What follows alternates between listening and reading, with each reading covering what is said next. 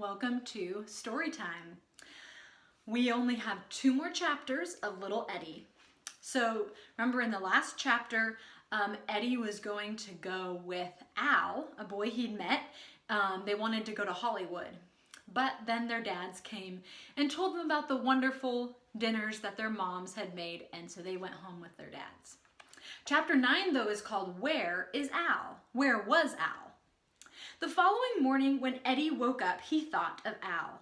He wondered where Al was now. He guessed he was on a bus somewhere. He was sorry he wouldn't see Al again, but he was glad he hadn't gone with him. Mama and Papa had given the twins bicycles for their birthday, and the twins had said he could ride on them. The bicycles were a little big, and Eddie's legs were a bit short, but he could manage to reach the pedals.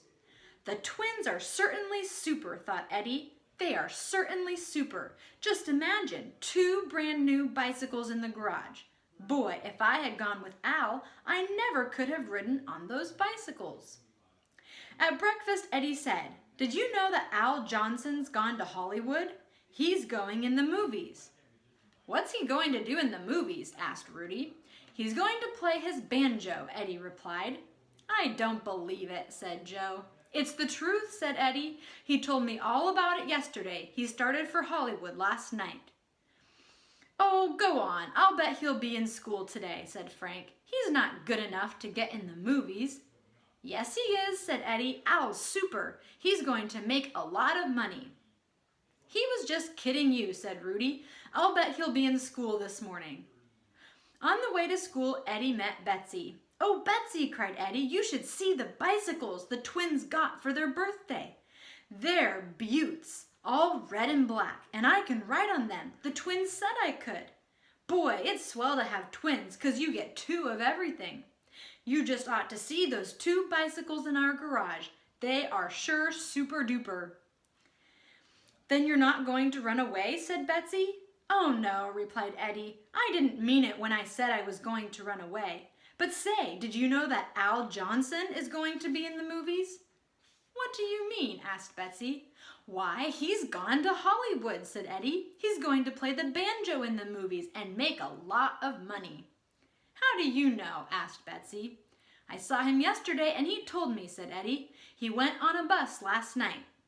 "He did!" exclaimed Betsy. "Isn't that wonderful?" Betsy thought that being in the movies was the most exciting thing that anyone could do.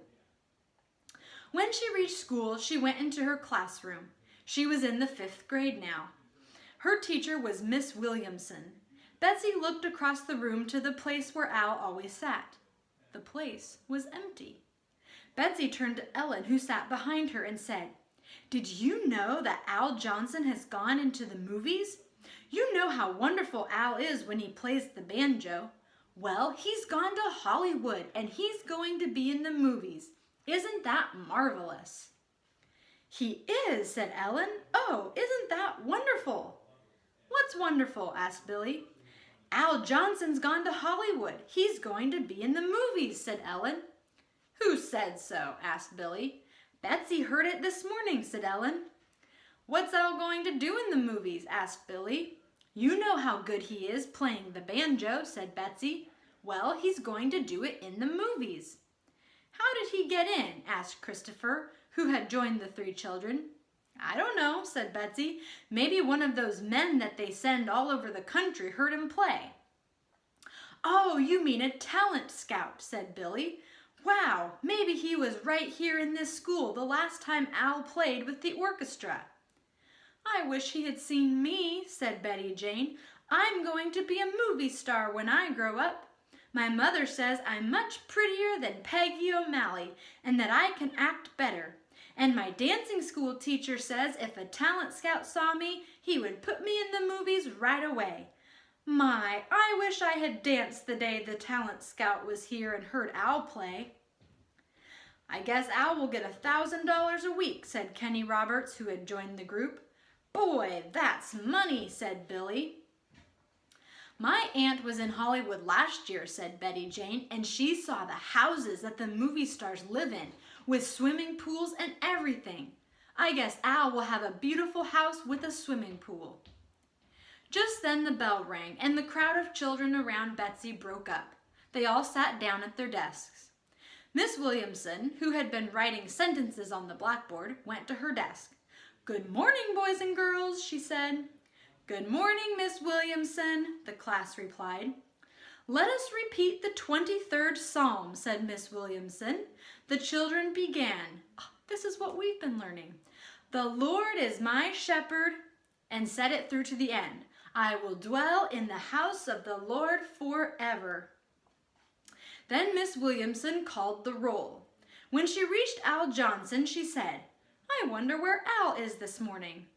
That was just what the class was waiting for. Nearly every hand flew up. "Well," said Miss Williamson in surprise. Betty Jane was so anxious to tell Miss Williamson the news about Al that she looked as though she would shake her hand off. "Betty Jane," said Miss Williamson, "do you know where Al is?" Betty Jane got up with a swish of her skirt. "Oh, yes, Miss Williamson," she said. "Al moved to Hollywood. He's going to be in the movies.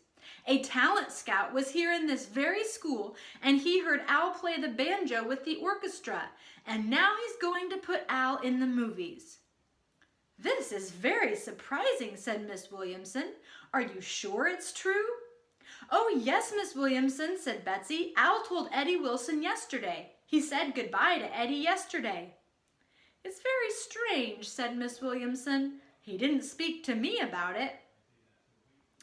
Al's seat remained empty day after day. The second week, a large poster was placed outside of the neighborhood movie house. Above the poster were the words, "Coming Attraction." On the poster, in large black letters, was the name of the picture, Banjo Blues. It showed a man in a full dress suit. He was wearing white gloves and he had a high hat in his hand. His mouth was wide open, for he was singing. Behind him stood a little boy playing a banjo. Another one was dancing.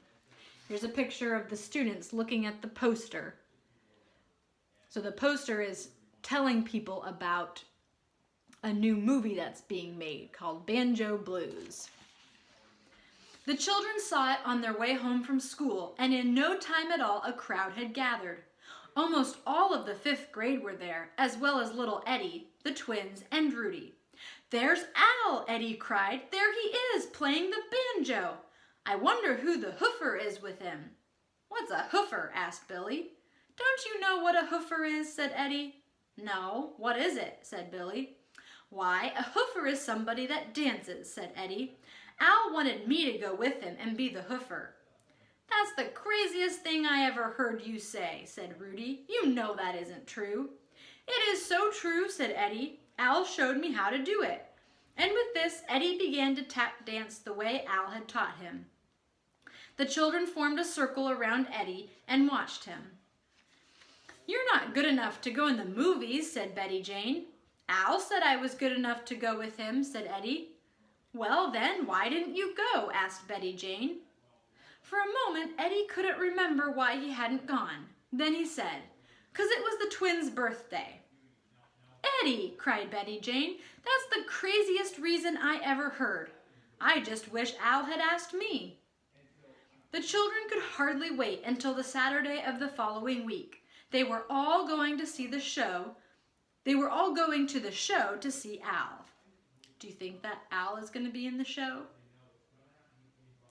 When Saturday afternoon arrived, there was a long line of children at the ticket window, long before the window was opened.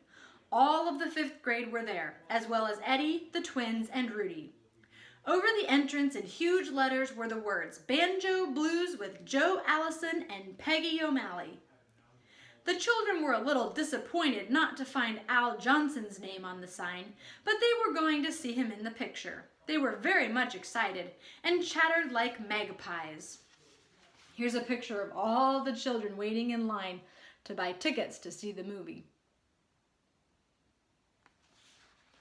At last the ticket window was opened, and one by one they bought their tickets. A boy at the door took the tickets from them, and they went inside immediately. Immediately there was a rush for the front seats and a great deal of noise. Some of the children changed their seats 4 and 5 times. They were so afraid they wouldn't have a good seat from which to see Al. There were voices. "No, you can't sit there. I'm saving that seat." "No fair saving seats." "Hey, that's my seat. Scram." "Hi, Bill. Hi, Don." Betty Jane had brought a bag of jelly beans. In the rush for the front seats, she knocked the bag against the back of one of the seats, and the bag broke. Jelly beans rattled all over the floor and rolled in every direction. They sounded like beads. For 15 minutes, the children waited for the show to begin. They chattered, they whistled, they clapped their hands. They didn't like waiting. At 2 o'clock, the lights went out and the picture began. It was a happy picture with lots of singing and dancing. The children enjoyed this, but all eyes were watching for Al. Finally, on a street corner, lighted only by the moon, the small boy with the banjo appeared. The little tap dancing boy began to dance. "There he is!" cried Eddie. "There he is!" His voice was drowned out by the clapping. The children clapped and clapped. Some even stamped their feet. The children were sorry that this part of the picture was so short and that in the moonlight they couldn't see Al very clearly. But perhaps in the next picture Al would have a bigger part. It was too bad there was only one show on Saturday afternoon. All of the children would have stayed to see it over again. But when the lights went on, they had to leave. There was a great rush to get out, just as there had been a great rush to get in. The 5th grade came out almost in a solid bunch. "Did you see Al?" they asked each other. "Wasn't Al good?"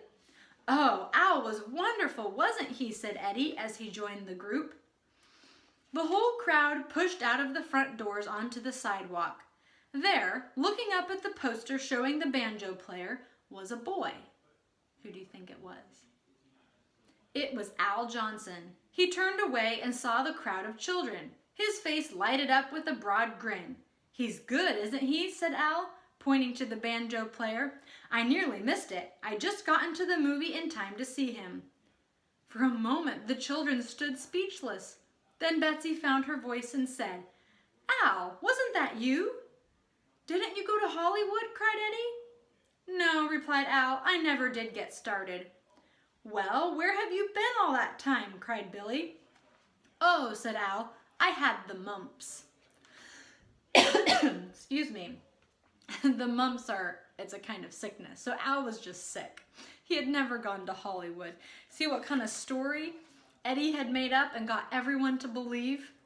Because he said things that he didn't know for sure to be true. So we have to be careful about that, to not just say things that we think are true. Make sure we know they're true.